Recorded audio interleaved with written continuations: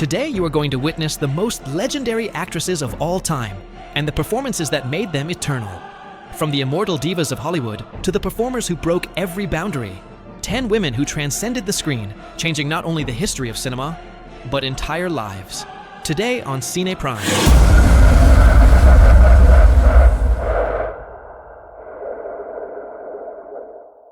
Isabelle Adjani is the embodiment of interpretive extremism, an actress who pushed emotional intensity into uncharted territory. From a very young age, she dazzled in the story of Adele, and it soon became clear she was not a common performer. In every role beats a volcano, a mixture of fragility, beauty, and torment. Winner of 5 César Awards, Adjani built a filmography where the human and the inhuman blur. Her glacial yet wounded gaze, her ability to unleash hysteria and tenderness in the same frame, made her an unrepeatable figure capable of redefining what acting in cinema means. In Camille Claudel, she embodied the passion and tragedy of the sculptor, marked by love and madness, while in Herzog's Nosferatu, she radiated a ghostly and fascinating aura. But there is one performance where Isabelle Adjani crossed the ultimate limits of acting, leaving her traumatized for years.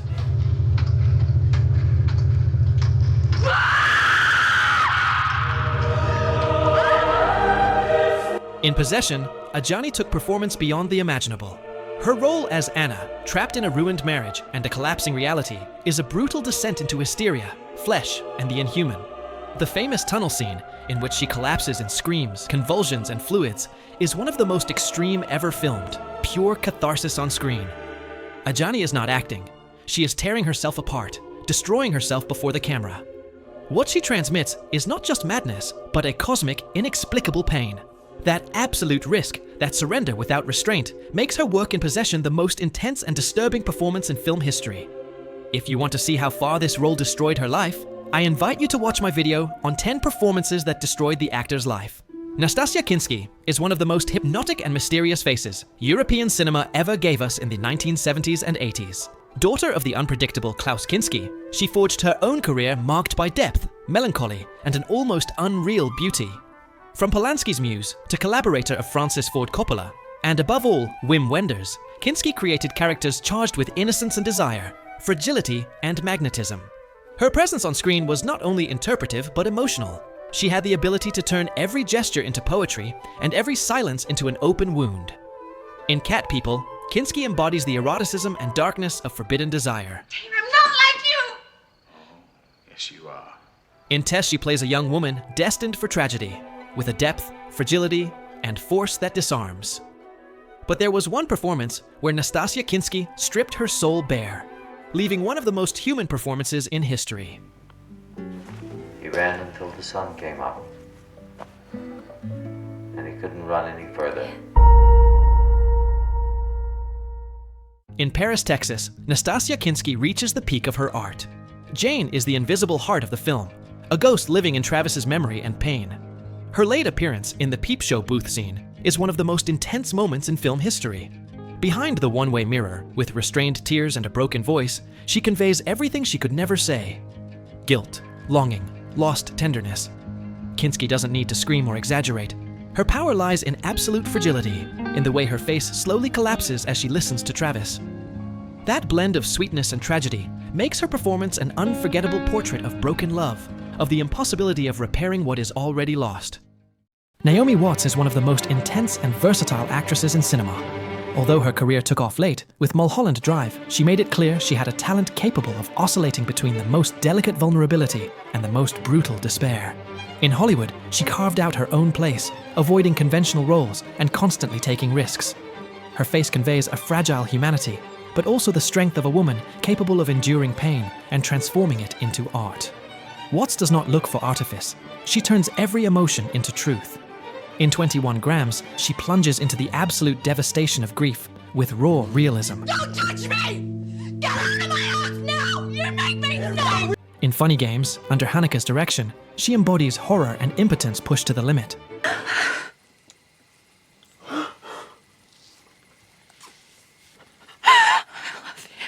But there was one performance where Naomi Watts played 2 opposite characters, revealing such an unsettling duality that it forever changed the way we think of acting in cinema.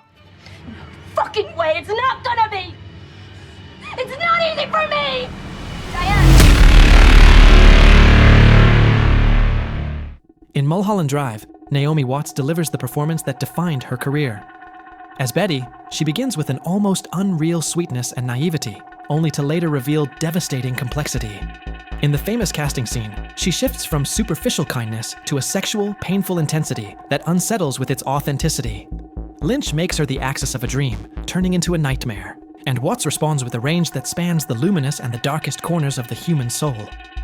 Her face disintegrates in the second half of the film, when illusion crumbles and Diane appears. Jealousy, obsession, self-destruction. That duality, two women in one, is the ultimate proof of her talent. With Mulholland Drive, Watts not only starred in one of the most enigmatic films of the century, she gave one of the most hypnotic performances of all time. Julianne Moore is one of the most consistent and respected actresses of the last decades. Able to move effortlessly between daring independent cinema and Hollywood productions, she built a career defined by coherence and emotional truth. Her acting style combines fragility with precise intelligence. She never overacts, never forces, yet manages to convey inner storms with a single gesture or silence. With her red hair and melancholic aura, Moore became an unforgettable face of contemporary cinema. In Magnolia, she immerses herself in an emotional breakdown full of despair and guilt. You make your phone calls, look suspicious, ask questions. I'm sick! I have sickness all around me, and you fucking ask me my life? In Still Alice, she offers an intimate, painful portrait of Alzheimer's, with an honesty that earned her the Oscar. We'll look for it in the No, morning. I have to find it. I have to find it. Help me find my phone! But there was one interpretation in which Julianne Moore carried restraint and pain to their peak, leaving an unforgettable portrait of human loneliness in cinema. Sure. I'm fine. It's a difficult time. In Far From Heaven, Julianne Moore reaches the pinnacle of her career. She plays Kathy, a 1950s housewife whose perfect life crumbles when she discovers her husband's homosexuality and falls in love with a black man in a racist context. Moore embodies repression, pain, and helplessness with precision. Every look reflects a suffocated inner world. The polite smile in public, the intimate tremor when the mask breaks. Todd Haynes films her as an icon trapped in an impossible melodrama, and she responds with a contained but devastating performance. Kathy does not explode. She crumbles in silence, and in that silence lies the weight of an entire era. Far From Heaven is not only Haynes' masterpiece, it is also Julianne Moore's most refined and painful performance. Isabelle Huppert is one of the most radical and daring actresses in history. Since the 1970s, she refused to be pigeonholed, playing complex, cold, and often disturbing characters. Her style is unique, minimalist, controlled, almost impenetrable, but always charged with inner electricity. With over 100 films, she worked with Europe's most demanding directors and became a symbol of artistic risk. She is Michael Haneke's muse. That says it all. Huppert does not seek to please. Her strength lies in discomfort, in exposing the rawest, most uncomfortable face of the human condition. In Ella, she displayed chilling control in the face of violence, becoming an enigma of power and moral ambiguity. In Violette, she embodied adolescent darkness in one of her first impactful performances. But her most radical, daring, extreme performance, we all know which one it is.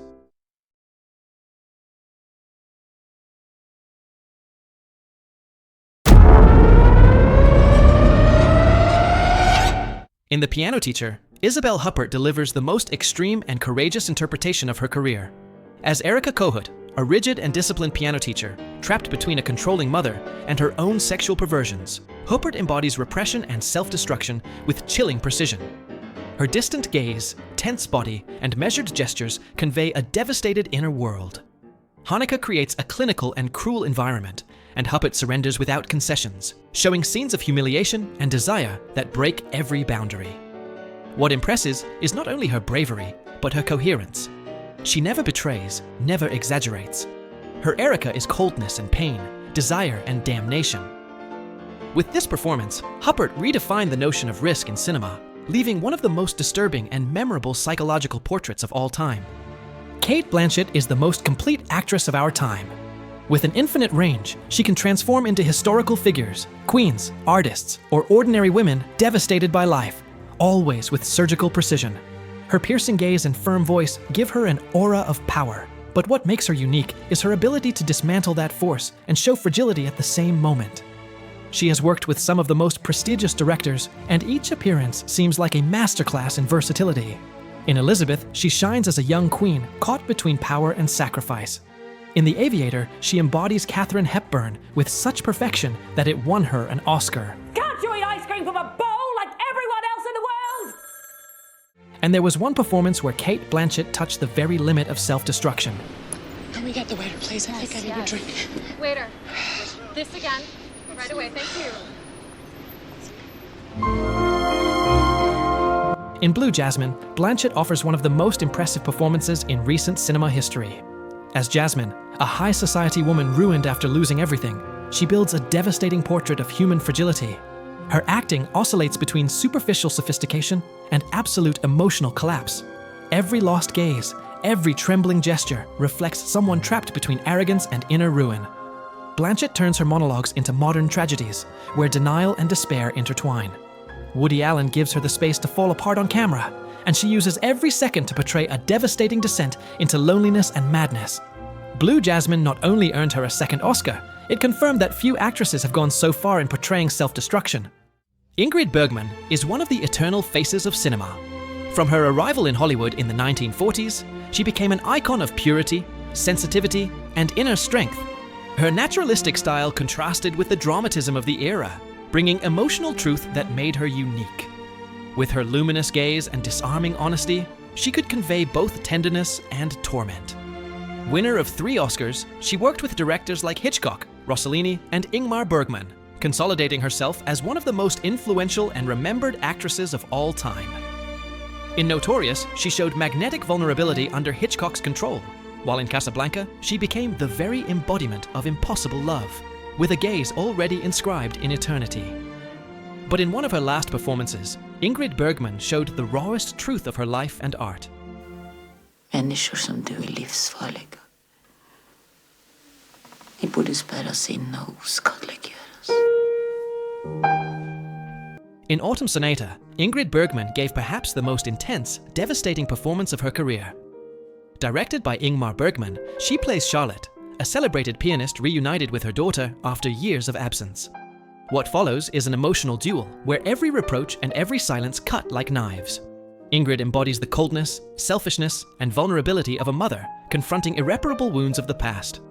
Her face, marked by maturity and fatigue, reflects a woman torn between artistic glory and intimate failure. Opposite Liv Ullmann, she builds scenes of unbearable tension, where the mask of grandeur collapses to reveal guilt and pain. With Autumn Sonata, Ingrid Bergman ended her film career with an absolute masterpiece, proving that greatness can also reside in the rawest emotional nakedness. Bette Davis was the fiercest actress of Hollywood's golden age. With her piercing gaze and unmistakable voice, she broke with the decorative model of women to impose a radically different style. Intense, authoritative, full of truth. Winner of 2 Oscars and star of over 100 films, she became an icon of ambition, strength, and rebellion. Her legacy was not just acting, she redefined what it meant to be an actress in Hollywood, confronting the studios and creating unforgettable characters that shaped cinema history. In All About Eve, she created Margot Channing, one of the most iconic and biting roles ever written for an actress. Fasten your seatbelts. It's going to be a bumpy night. Yet there was one performance where she surrendered, regardless of her image, to create one of the most disturbing characters in cinema.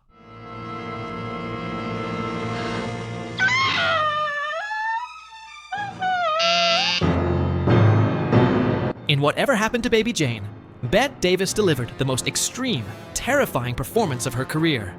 Playing a washed-up former child star, trapped in resentment and madness, she built a character grotesque and tragic at once. Her exaggerated makeup, distorted laughter, and theatrical gestures hide a deep pain, that of someone who could never escape her own failure. Opposite Joan Crawford, in a legendary duel both on and off screen, Davis turned Jane Hudson into an unforgettable monster, capable of provoking both repulsion and compassion. That mixture of hysteria and truth led her to create one of the most disturbing, daring performances of classic Hollywood. The ultimate proof that Bette Davis was not just a great actress, but a force impossible to tame.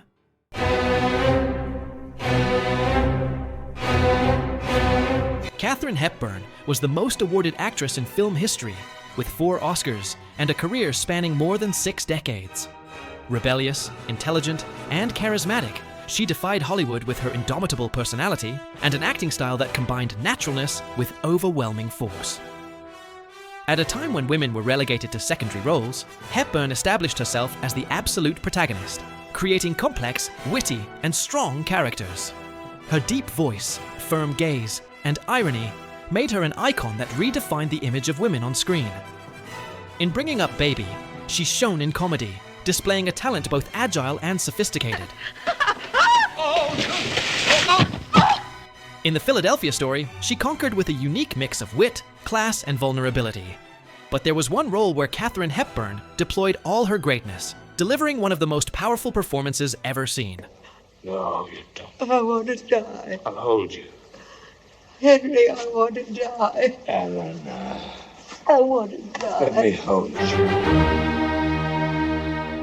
In The Lion in Winter, Katharine Hepburn gave one of the most legendary interpretations in film history. As Eleanor of Aquitaine, she faced Peter O'Toole in a duel of dialogue and emotion that is pure electricity. Hepburn turns every line into a dart filled with irony, resentment, and passion, showing the cunning of a queen and the pain of a betrayed woman. Her ability to oscillate between tenderness and cruelty, between sarcasm and tragedy, makes her Eleanor a character of inexhaustible depth. The chemistry with O'Toole transforms the film into an emotional battlefield where every glance is as sharp as a sword. With this role, Hepburn won her third Oscar and made it clear her reign in cinema was unmatched. She was and remains a force of nature. Meryl Streep is the greatest actress of all time. In fact, for many, she is even greater than Marlon Brando and Daniel Day-Lewis. With over 20 Oscar nominations and a career spanning more than 4 decades, she became synonymous with interpretive excellence. Her chameleonic ability allows her to disappear into any character, whether a woman broken by pain, a historical figure, or even light roles. Her technique is flawless, but what truly distinguishes her is her humanity. Every look, every inflection of her voice conveys an unbreakable truth. Streep not only made cinema history, she became the standard against which acting is measured.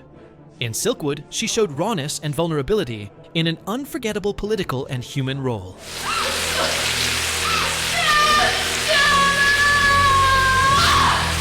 In The Bridges of Madison County, she delivered one of the most moving love stories ever filmed. But in the 1980s, Meryl Streep gave the greatest female performance in film history.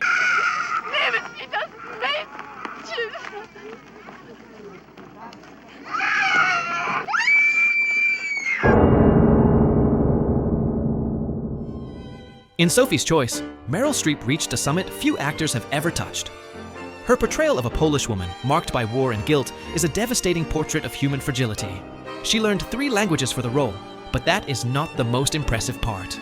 Streep masters accents, nuances, and silences with a technical perfection so seamless it becomes invisible, because what remains on screen is pure truth.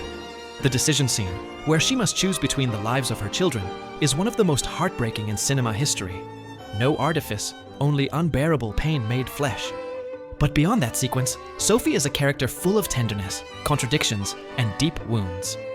With this performance, Streep not only won the Oscar, she consecrated herself as the definitive performer, the absolute peak of the art of acting in cinema.